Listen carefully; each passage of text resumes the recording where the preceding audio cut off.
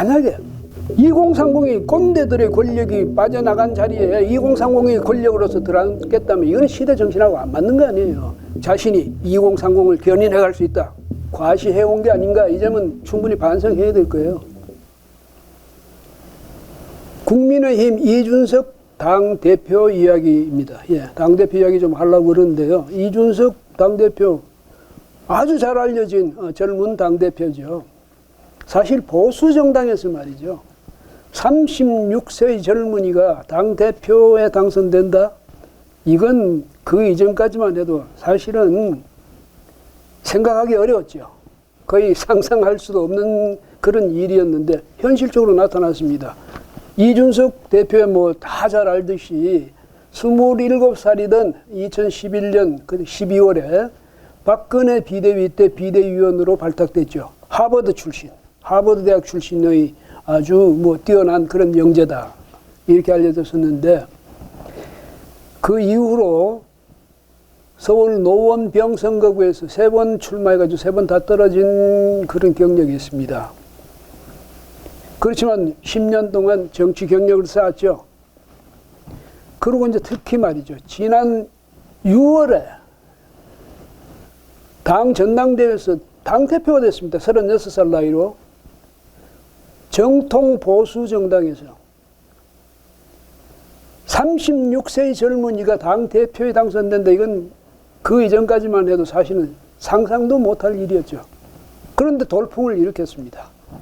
주로 2030 젊은이들의 적극적인 지지에 힘입었죠. 예.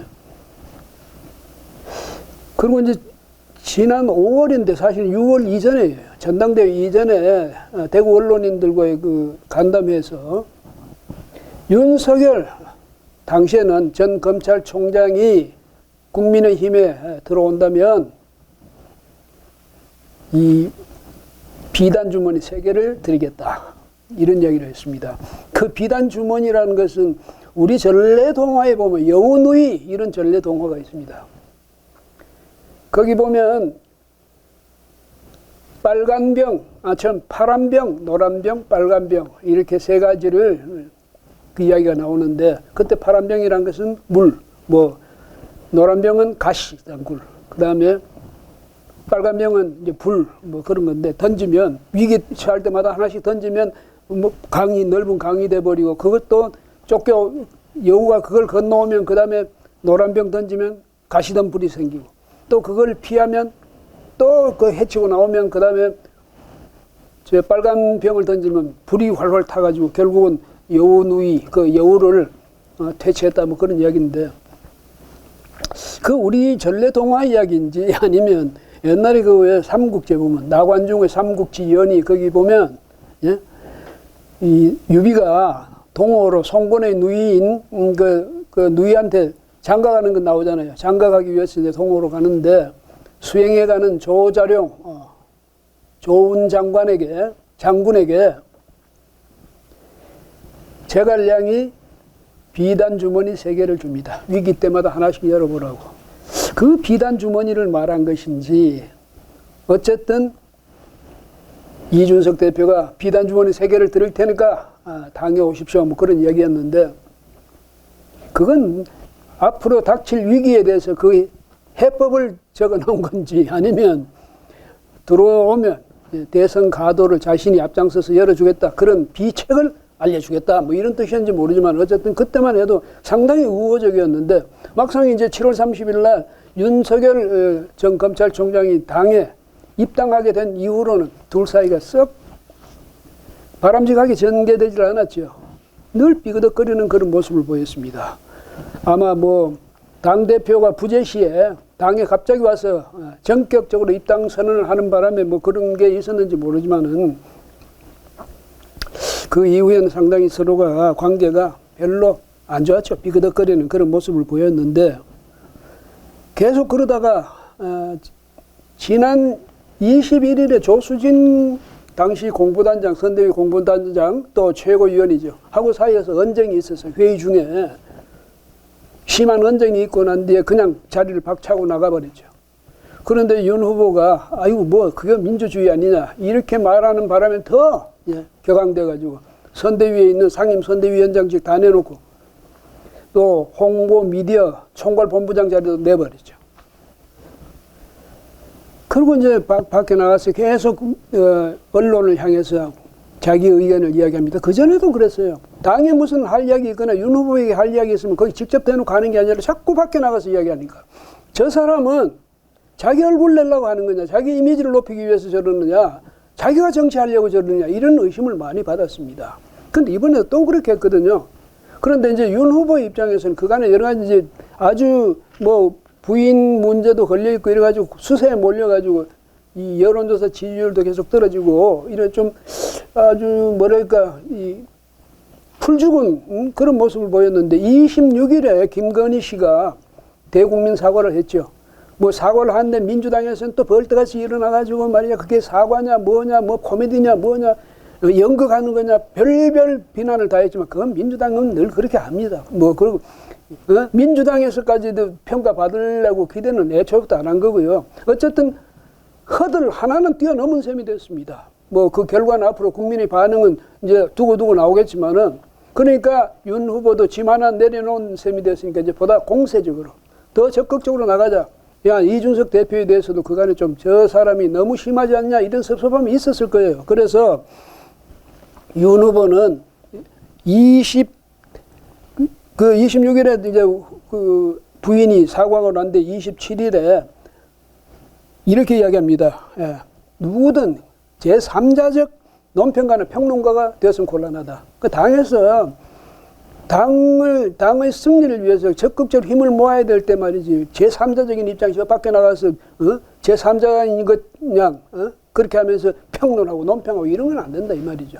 그렇게 하면서 당은 물론 당원의 그 중심인 당원이 중심인 조직이지만은 당의 공식 결정과 방침에는 따라야 되지 않느냐. 만약 그렇지 않으면 그게 무슨 당이냐. 이렇게까지 좀 아주 센 소리를 했습니다. 윤 후보가. 뭔가 작심한 바가 있다는 거죠. 그런데 여기에 대해서 또 김종인 총괄선대본부장은 한마디 더 경고 드리겠다 이러면서 말 함부로 하지 말라는 식으로 이야기를 했어요. 그러니까 선거에 도움을 주겠다는 많은 분이 자기 의견을 피력하는 경우가 많은데 그게 과연 선거에 도움이 되는지 냉정하게 판단하고 발언해달라 이런 식으로 이야기했거든요. 이게 이 말을 들으면 이준석 대표는 아주 뜨악했겠죠. 왜냐하면 저분이 나하고 같이 항상 견해를 맞추고 갔는데 그다음에 특히 당의 뭐 당 조직 슬림화라든지 이런 데 대해서는 같이 목소리가 같았고 서로 교감한다고 생각했는데 거기서도 자기에게 그 이준석 대표가 쐐기 박는 말을 했거든요. 이러니 이제 이준석 대표는 상당히 이제 좀 위기감을 갖게 됐겠죠. 추측컨대. 거기다가 당의 초선 의원들이 비상긴급 총회를 열어가지고 그 중에 이제 이 문제를 논의했는데 그 중에 일부에서는 이준석 사퇴론까지 나왔다지 않습니까? 그래서 이제 29일 날 뭐 바로 오늘 서로 무제한 토론을 한번 하자 이렇게 됐는데 김기현 그 원내대표가 중재해가지고 이제 토론을 연기하기로 했습니다. 어쨌든 이준석 대표로서는 상당히 좀 뭐랄까 궁지에 몰리는 그런 분위기였죠.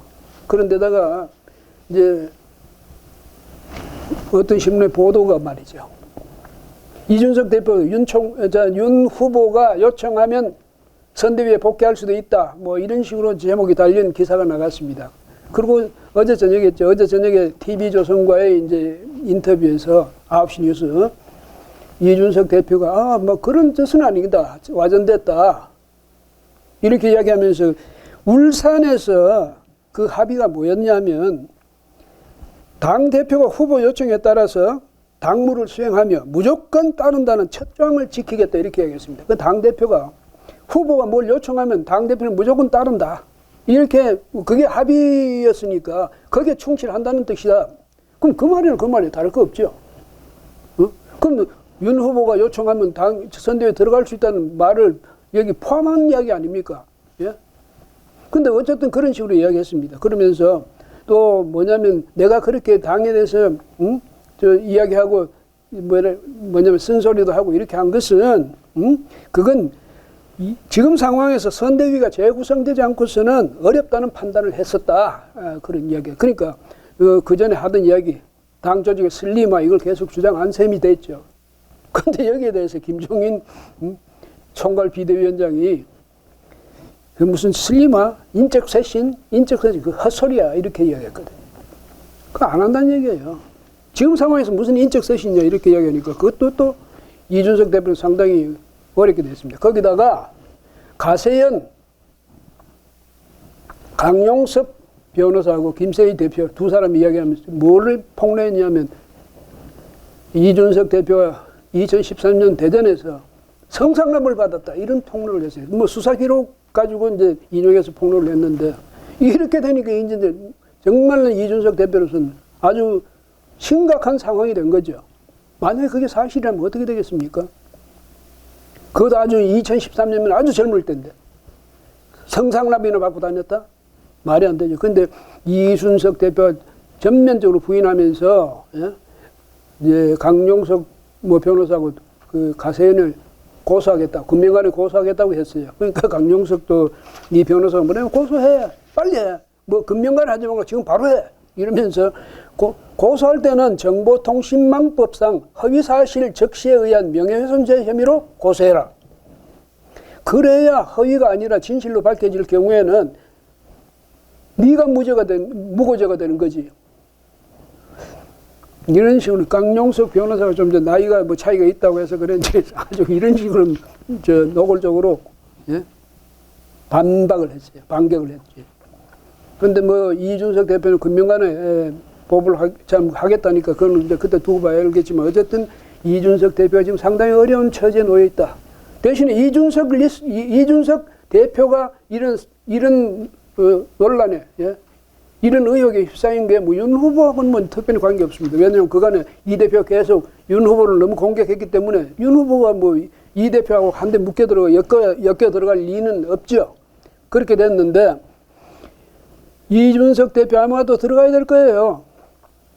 근데 김종인 총괄 선대위원장 말로는 뭐 쫓겨나간 거 아니니까 자기 발로 나갔으니까 들어오면 들어오겠지. 이런 정도예요. 그건 들어오고 싶으면 들어오고 뭐 우리가 내보낸 것도 아니고 그러니까 특별히 뭐 거기에 대해서 할 말 없다 이런 얘기예요. 들어오면 들어오는 거지 뭐. 그래서 이런 걸 보면요.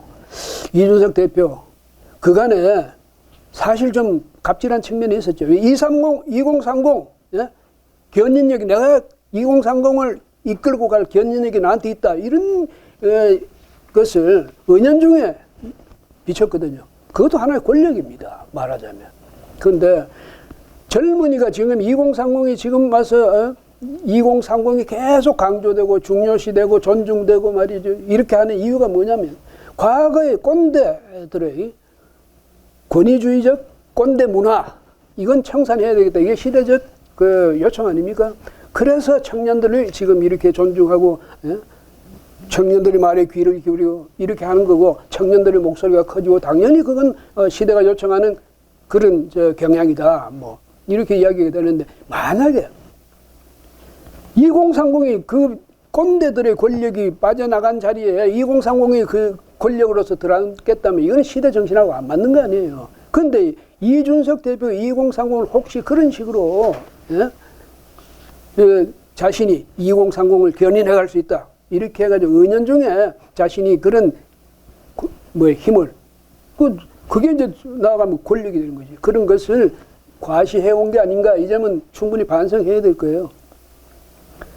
지금은 어느 세대 어느 연령층 권력화된다. 이거는 이제 아무도 그걸 용인하지 않습니다. 이준석 대표도 그 점에서 마찬가지입니다. 당을 어떻게 하면 당을 위해서 어떤 일을 할 것인지 우리 당의 후보를 어떻게 당선시킬 것인지 이걸 고민하고 그걸 실천하는 것이 국민의힘 이준석 대표의 현재로서 그 사람에게 주어진 책무다.